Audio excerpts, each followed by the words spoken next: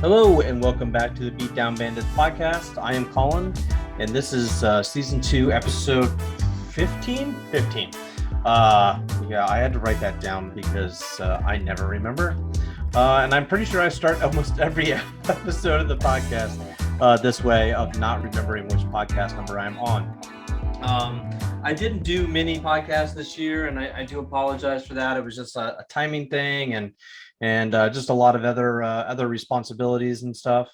So it kind of put a damper on trying to get as many podcasts done. But I want to revisit kind of a tier maker list of the legends in Apex Legends. I did this back in season 8 of Apex. So for the podcast, it was back in like February of 2021. I think it was season 2, episode 5, if you want to hunt that down. But that was season 8, so it's a little outdated at this point. But I want to do it again for season 11. There's obviously been a few legends added since Fuse, and there's obviously been a lot of changes to the legends since season 8. So I want to revisit it, and I also want to do it kind of twice. So that is kind of my plan as far as that goes. Let me do this. There we go. All right. So it's just a standard tier maker. Just ignore the ads on the side. But what we're going to do here is, like I said, we're going to do this twice. I want to do it for people who are just starting out in Apex or just starting this season. Most people don't have a lot of the legends unlocked. I see it pretty much every day still, like on the Apex Legends Reddit, is I'm just starting. I'm coming from this game, like what legend do I need to play? Or I started off playing a whole bunch of such and such legend, and I don't know if I like him. What legend should I pick up if this is my style? So we're just going to briefly talk about kind of the ease of picking up that legend and how they are competitively. So there's going to be 2 tiers per each legend. So let's just start off with Ashe. This is alphabetical order, yes.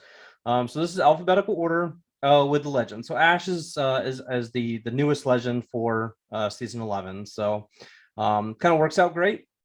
So we can kind of briefly talk about her. So I think for starters, Ashe is a little complex, but she is fun to use.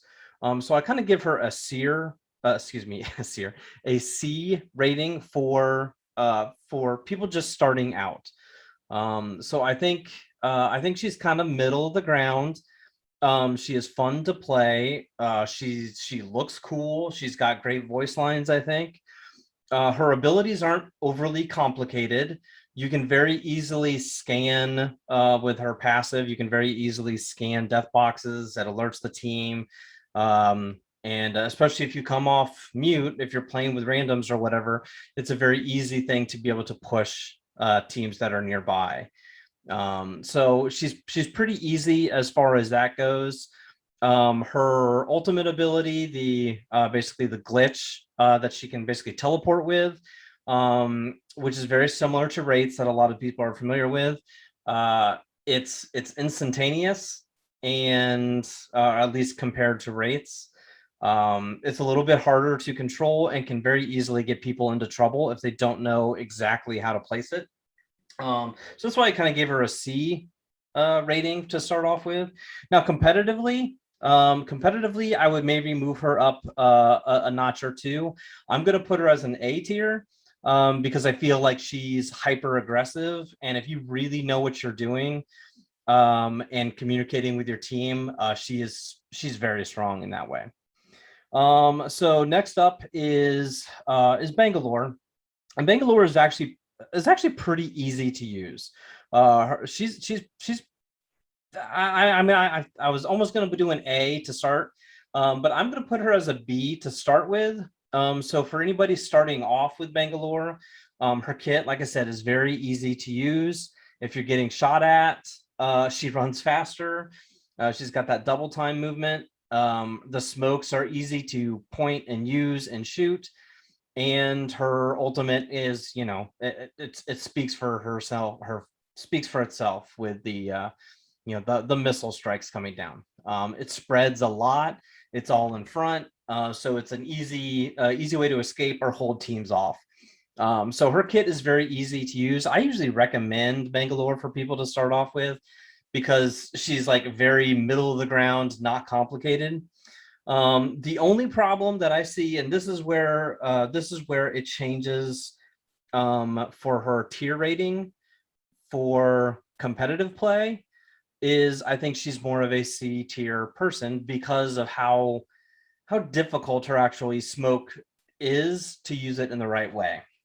I know very few Bangalores, randoms, whatever, that know how to use her smoke correctly. That's really the downfall. It's got me killed a lot.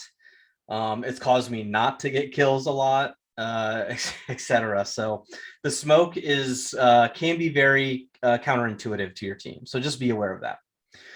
So Bloodhound. Bloodhound, I feel like is actually really good for people to pick up. One, you can, the tracking is a little complex, but you can basically follow and ping where enemies were, and as soon as people know it's Bloodhound pinging, they know, okay, he's tracking somebody. The tactical ability is wall hacks, so that's very easy for somebody to pick up. And then his ultimate ability is basically gives them the beast mode, right? Where they're going insanely fast. They can see enemies, they stand out red. It goes into like a grayscale mode, and where the enemies stand out in red. So pretty easy concept to pick up, I think, for new users. But I feel like for competitive, Bloodhound's actually a little better, because if they're communicating with a team and pushing those wall hacks, knowing when to go into the Beast of the Hunt mode, which is Bloodhound's ultimate, I feel like can kind of put you in that next level of a player. So competitively, and as soon as people learn how to really use Bloodhound properly, much higher of a level. So Caustic. Caustic, I feel like is super easy to pick up. So really it's all about the gas traps, right? Like I feel like that's his thing, is blocking doors, loading up rooms, keeping people out, barricading people inside of rooms, and using that Caustic ult. He's very simple to use. I don't think you can really harm your team too much with him, other than potentially getting left behind or like barricading yourself in a space where then your teammates can't get in because you've blocked the doors. That's really the only negative I can see with Caustic. Like I said, he's actually very super simple to use, and he's very good. The gas is very strong. He's got the fortified damage, so he takes a little bit of extra damage. So yeah, I definitely highly recommend people to start with Caustic. And then for competitive, I think he stays put. I think Caustic is an A tier type of a legend. He's used a ton in high ranked play. He's used a ton in pro play. So yeah, Caustic is definitely an A tier legend in my opinion. Crypto. So Crypto, I feel like to start off, this is probably our first F tier legend. He's so complicated to use. It's very tempting for newer players to get into the drone and either A, get it destroyed, or stay in it too long, fall way behind their team, and just kind of get lost in flying the drone around. He has so many abilities with the drone by scanning the beacon. He can do tons of stuff, and picking up death boxes and respawning teammates, pinging the banners of how many people are in the area. Those things aren't picked up super fast by newer crypto players. So he's probably honestly the hardest legend, and probably the only F tier legend I feel like to start off with. Now for competitive play, Crypto's a lot higher. He's definitely used a lot more he's definitely better off in ranked or in pro play. typically, like if anytime I do crypto in pubs matches, if my teammates die, they just leave the game. So there goes a couple of his cool abilities that he has. In pubs games, his scanning of the beacon isn't quite as useful because you kind of just push fights in pubs games, so that's not as useful. And a lot of people also like using the EMP. That's a whole nother reason why he's F tier for new players. Is a lot of people just use the EMP and then never push. Pro plays using the EMP or even EMPing yourself and having your team go push the other team is really good. So yeah, he is a very solid player. There's little talks about him getting a buff, but I feel like he's actually in a really good spot. He's just hard for new players. I think the buff that had been talked about is his drone actually has like a follow mode where it would kind of just follow him. That seems very very next level. I might end up becoming a crypto main myself if that were to happen. All right, so moving on to Fuse. Fuse, I feel like, is actually really easy to use right off the bat because it's basically just, I want to blow stuff up, right? He's got the knuckle clusters. He can hold extra nades. He can chuck them super far, right? Really easy concept to use. And then his ultimate, the big flipping firebomb, it's not a super complicated thing. It's hard to kind of place exactly where you want it to shoot his mortar strike, but overall, pretty simple to use, right? So I kind of feel like competitive play, he's a little bit lower. I have seen him actually used in professional play and ranked. I feel like the right player can be super hyper aggressive with him, block people off. I actually started playing a little bit of Fuse here recently myself, and he can get kills pretty easily, or if you're getting pushed, he's a very, very easy legend to keep people back with. So I don't feel like he's super strong in that regard. There's definitely better picks, I feel like, for competitive or ranked type of play. So Gibraltar, who I think I mentioned this in season 8 when I did this tier, is Gibraltar starting when he first dropped, at the beginning. Gibraltar was a horrible legend. He was like the most F tier legend of all F tier people.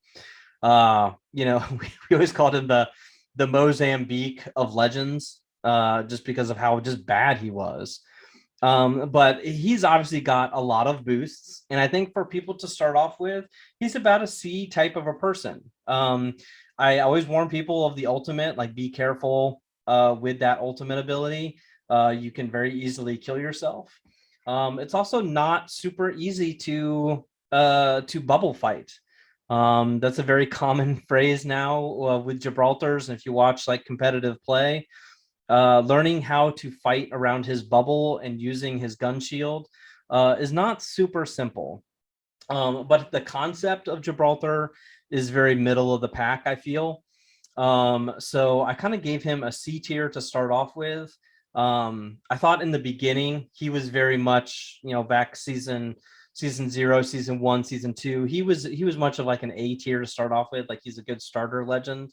He's dropped a little bit of that because of how vital he kind of is, and how hard it actually is if you watch professionals use Gibraltar. So for competitive play, Gibraltar is going to be the first S tier legend because 90% of teams always have to run a Gibraltar. He took the place of Watson in the competitive scene. With his ability to move a team kind of safely with the bubble res, when he got that buff where he can pick up his teammates faster in the bubble, was so huge. And plus he's got the fortified ability. So Caustic for competitive stuff is the first S tier legend. So next up is Horizon. She was a really hard person to place. I feel like she's kind of like a very middle of the pack type of a person. The concept of her is pretty simple, so which is why I have her in the B tier. she hits the ground running. That's her passive ability. When she drops, she can go full speed right off the bat. There's no like slowed down animation for her with her like gravity boots or whatever she has. And then her abilities, the concept of them is also very simple to use. She's got the gravity lift and she's got her black hole, right? So overall, the concept is pretty simple and easy to use. It's easy also to kind of mess up that black hole. I've also like, I don't know, I feel like a lot of people who play Horizon just like to troll with their gravity lift, their tactical ability, where they just throw it on their random teammates, and it's kind of obnoxious.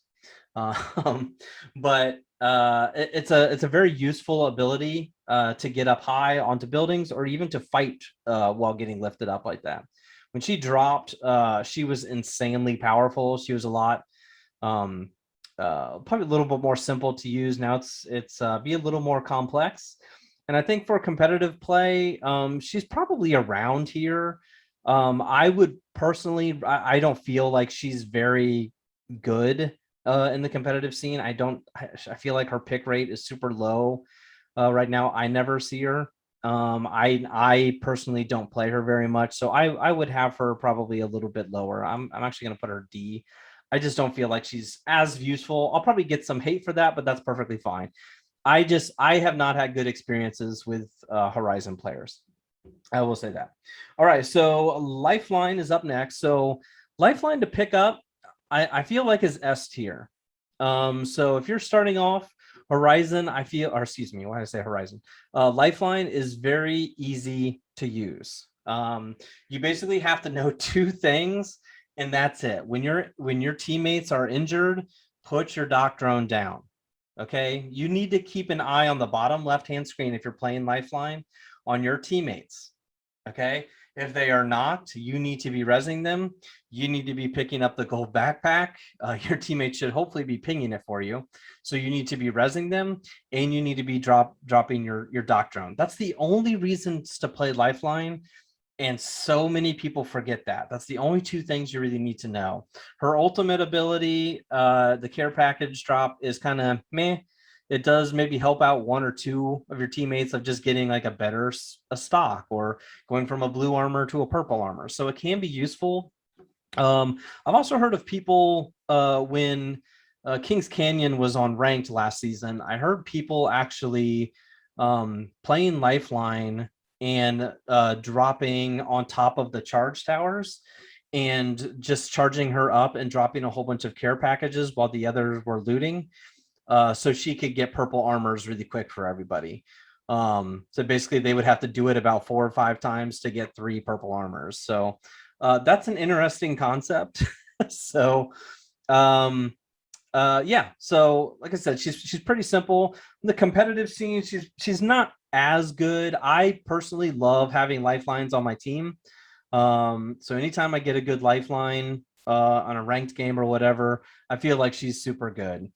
She has like a 0 pick rate for any like ALGS and competitive play, because there are people who you would much rather have.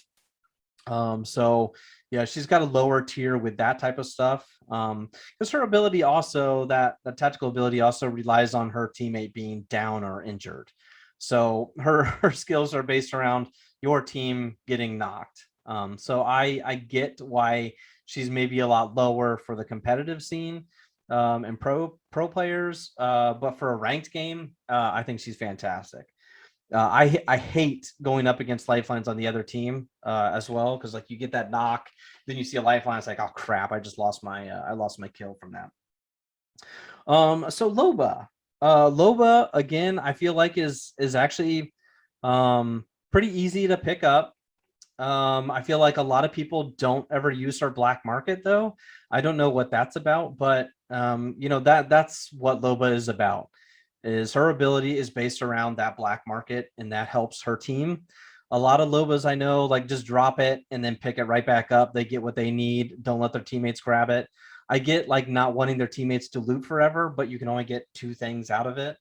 I have seen some people stand at a black market for a solid minute. Like I don't know what they're shopping for in there. grab 2 things, get your ammo topped off, and go. So you shouldn't be in it for more than 5 or 6 seconds, to be honest. But she is really easy to pick up. The tactical, her throwing her bracelet has been fixed. Really, I remember like when she first dropped, like using that tactical ability was a nightmare. I hated it.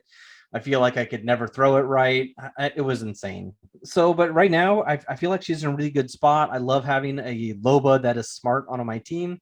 And I feel like competitively, she gives your team a really good ability, especially at the end game. When you need extra heals, extra ammo, or getting a red body armor. So if you can survive those last couple teams, Aloba is really flipping critical, not gonna lie. So I kind of put her as an A tier. I think a lot of people put her a little bit lower, but if you can survive towards the end game, having a Loba that actually does use her market is pretty cool.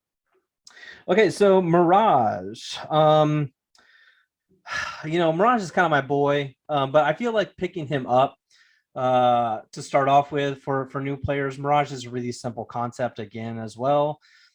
His abilities are really fun. He has an amazing personality. He's very much kind of like one of the top 2 or 3 likable legends. So you will definitely have fun playing him. He doesn't offer a ton to the team is kind of his problem. So yeah, again, his abilities are great. His resing ability, honestly, is almost just as good as Lifeline's. The fact that he can go invisible. And I very rarely get spotted. I res people all the time. I love getting crazy reses off in front of people with Mirage. So that's a really fun thing to do. And then especially if you can use your ultimate right before, and then people just freak out. So his ultimate ability is so fun to use. Just the great bamboozler. So he is great to pick up. Competitively, he's not really used. He's never used in pro play. I don't see him too much in any type of ranked. I've definitely seen some really good ones, and I use him occasionally in ranked as well.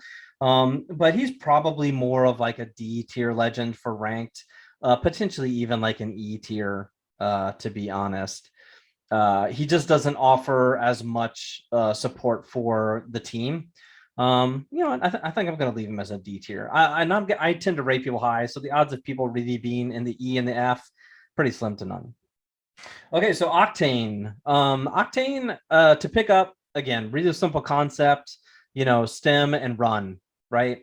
The only problem is, for new players who pick up Octanes, just don't be toxic and don't leave your team behind. I know it's fun to run crazy fast.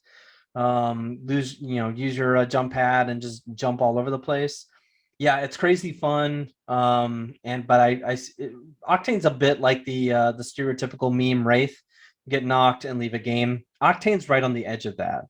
I also see tons of Octanes, going and grabbing the loot because they can grab loot the fastest, grabbing like the gold helmets and the gold backpacks when they're never gonna need them or use them. I always warn people about those Octanes. My buddy Matt and I, we always talk about how when we play and we're playing as a duo and we jump into with trios, we 9 times out of 10, our third is always going to be an Octane. He's just such a high pick. And again, he's a pretty simple concept to pick up. He has kind of received a little bit of some nerfs, and I think with Ashe coming into the game, and Valkyrie being a legit legend, I kind of feel like Octane skill wise has been bumped down a little bit for competitive play. I would much rather have a Valkyrie or even like a Pathfinder currently on my team, or even an Ashe.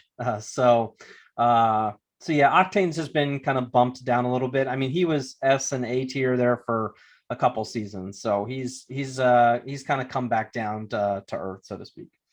All right, so Pathfinder. Pathfinder, again, very much like a Mirage. Pretty simple to pick up. His abilities are not complex. The only thing is you need to spend a little bit of time in the firing range, I think, learning his grapple. I am a horrible Pathfinder. I rarely play him, and I just feel like I struggle with the grapple. Like, I feel like that's my biggest struggle with Pathfinder is I have a tough time with that. So I always gotta warn people, like, you better know how to grapple with that. But his zip line concept pretty simple, and he can scan the beacon. If I get a really good Pathfinder, like a Pathfinder on my team, if I want to win a game, I love having really good Pathfinders.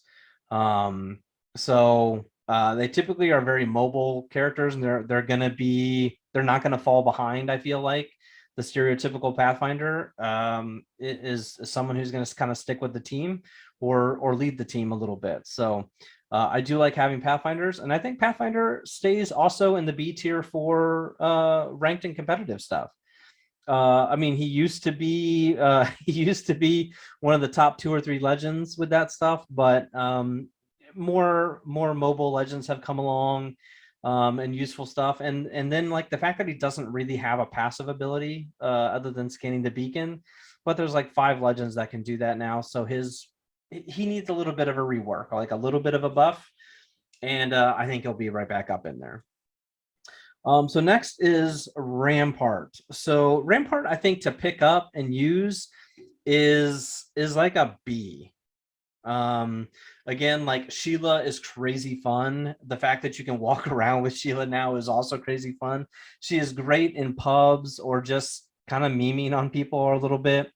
The walls are also, pretty simple concept. And then just give her all the ammo and the LMGs that you can find. So if you have a random Rampart on your team, ping the devotions and rampages and stuff so she can get to work with those. Again, not super complicated to pick up. I would much rather, if I, with her being a seasonal drop, I would much rather somebody buy like a Caustic or something than a Rampart, or almost anybody rather than a Rampart. But she needs to be one of your last purchases, to be honest. If you're still buying the legends, you can kind of save Rampart towards the bottom. Not a huge fan. I just don't feel like she's crazy useful. Buffing the Sheila was huge for her. I would have probably put her closer to here to start off with, but now she's a lot more fun with the mobile Sheila. So for competitive though, I'm gonna probably put her as the first E competitive person. I don't feel like she's that useful. Even with the mobile Sheila, she's still slowed down. She's not going to go anywhere. She's got to put it away if you need to move. You can also see and hear it. It's not easy to flank. If she kind of gets herself cornered, it's a hard fight. But any nade over top of her walls is going to solve the problem. So she's still, you just got to chuck nades at her and you got this. Revenant. So man, like Revenant was also kind of a hard one to kind of rank. I feel like to pick up and start using Revenant is probably a D tier legend. He's not he's got a bit of a ceiling to learn how. So there is, like the crypto learning curve. Revenant's a little bit that way, especially with his totem. Climbing the side of every flipping building is pretty simple. His tactical ability, the silence, is also pretty simple and easy to pick up. But you need to communicate with Revenant. You need to be able to push all together with the totem, or like one by one by one. And I think every time I play Revenant in pubs, it never works out. I feel like, oh, we can win this if I use my Revenant totem. It just never works for me. I don't know why. And I actually did start using him last season. Yeah, when his heirloom came out, because I got his heirloom, and I'm like, okay, like I'm gonna be a Rev main for a little bit. And I did for a little bit. He just isn't fun to me. And you need to be able to communicate with your team and your randoms to really make him more effective. So I feel like to pick up, while he does look really badass and he's like, an assassin murder bot. So the concept is really cool, and I see why people are like attracted to him. He's not super easy to use. Competitively, he was, last season he was a little bit higher, especially when Octane was buffed. I feel like right now I would maybe put Revenant in, like, what did I say? I said Deer to pick up. He might be like he might be D. I was almost gonna say C, but he might he's right here. He's like the last person on the C or the first person on the D. How about that? All right, so Seer. Okay, so when Seer first dropped, I mean, this dude was the best legend of all time. Like, he was insane. He had like 12 passive abilities. I don't even they nerfed him so much when he dropped because he had so many abilities. I don't even remember what half of them were. But today, for him to get like pick up and use, man, like he's he might be like an E person to like pick up. I don't know. He's not an F because the concept is pretty simple with just his abilities and his ultimate. Um, his tactical ability, and again, he can scan the beacons. But his like ability to wall hack a little bit makes him still like reliable to use. Um, so I don't mind Sears on my team, but it's also just a lot of noise and distraction a lot with his ability.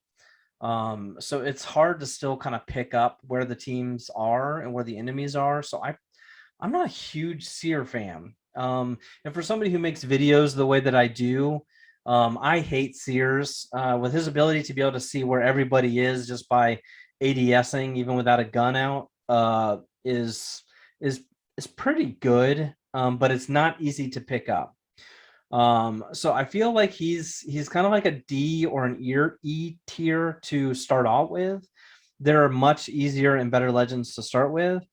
I think competitively he's probably like a D. I have seen him used a little bit. I think he was used when he even like right after his nerf, he was used in ALGS by at least one team. So somebody still felt the need to and probably like the resing ability, being able to knock people or stop the res or stop heals is also a pretty useful ability. So I wouldn't drop him any lower because his abilities are really good. It's just weird. It's hard to say.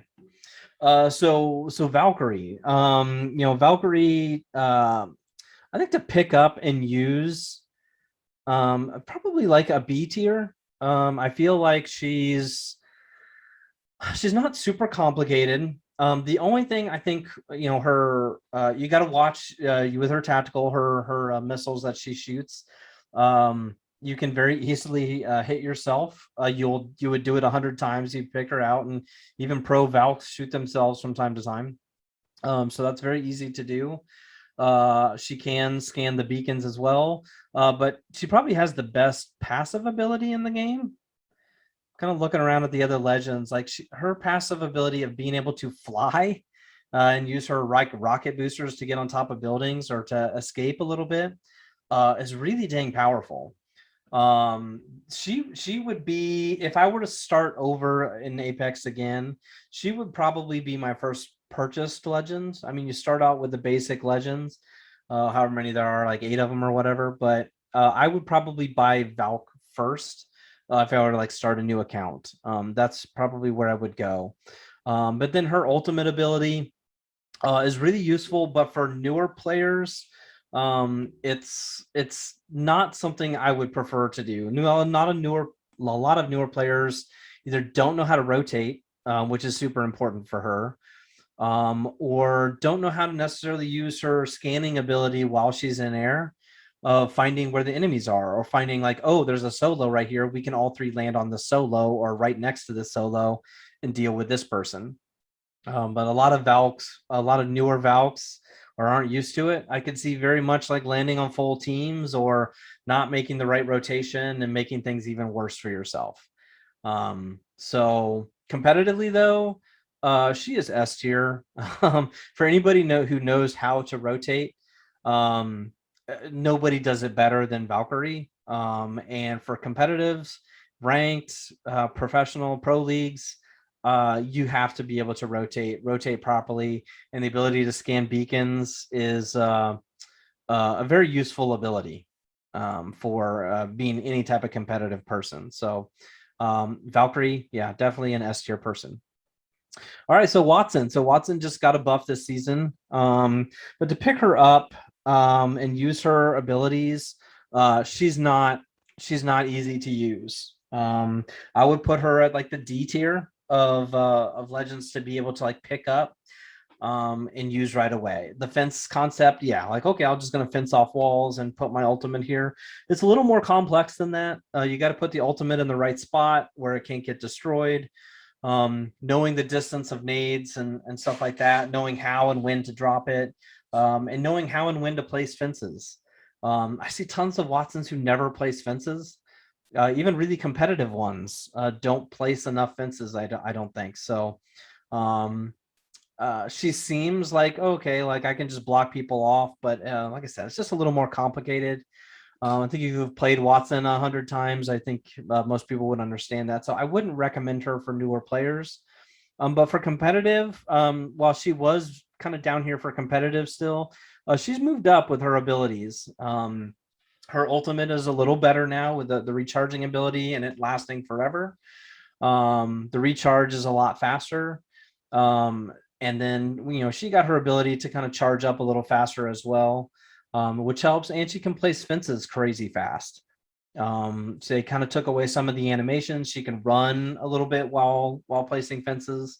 So competitively, she's a lot more useful. She's kind of pushing that caustic defensive aspect a little bit better. So yeah, competitively, I feel like she's a good B tier legend. All right, last, but I'm not going to have any Fs because everybody knows Wraith's not going to be an F, right? So starting off with Wraith, she's probably like the most recognizable legend, right? Maybe Pathfinder. Yeah, probably. I don't know. Probably Pathfinder might be the most recognizable, but anyway, Wraith is one of the most highest picked legends. Yeah, I don't know what else to really say about Wraith. Her abilities are very good, very useful. They don't require a ton of teamwork, which does make it a little bit more useful than like an Ashe or whatever. Because with Ashe's ultimate ability, a lot of people compare Ashe with Wraith. Ashe's ultimate ability, you have to be on the spot and ready to go. With Wraith's ultimate ability, Wraith can kind of slowly place that as she needs, move it all sorts of different directions and angles up and down, whatever she needs to do, and then can go back and forth. So that offers a little bit better of ability. She actually is fairly simple to pick up and start using because she's got that, kind of stereotypical get out of free card or get out of jail free card, right? With her tactical. So with her ability kind of going into the void where it does take some work, she probably would have been A tier previously, but since her tactical ability does take some work because there's timing to it, she's a B tier legend. She does know when people are aiming at her as her passive, which is useful. And then, like I said, her ultimate ability does not take as much communication as Ashe's, because Ashe's is one way, and it only lasts a couple seconds, where Wraith's lasts a long time. So her where she stands for competitive, I think she's moved back up. There was a brief period of time where Octane kind of took over Wraith for a little bit, but I think Wraith has kind of moved right back up, with Octane being bumped back down. So yeah, I mean, I feel like there we have it. That is my tier maker for the legends. So this is my competitive list right here is what we'd be looking at. But like I said, the first tier that I gave everybody would have been their kind of starting tier for people to start off and pick up with. So yeah, there we go. I think that is it. I feel like I wanted to say something else, but I don't think so. So again, thank you very much, everybody, for watching and listening. And hopefully, maybe that'll help somebody starting off with Apex. And picking a legend that's right for them. I briefly talked about the abilities, so hopefully that maybe helps somebody out. So, all right, everybody, again, thank you very much for watching and listening, and we will talk to you all later.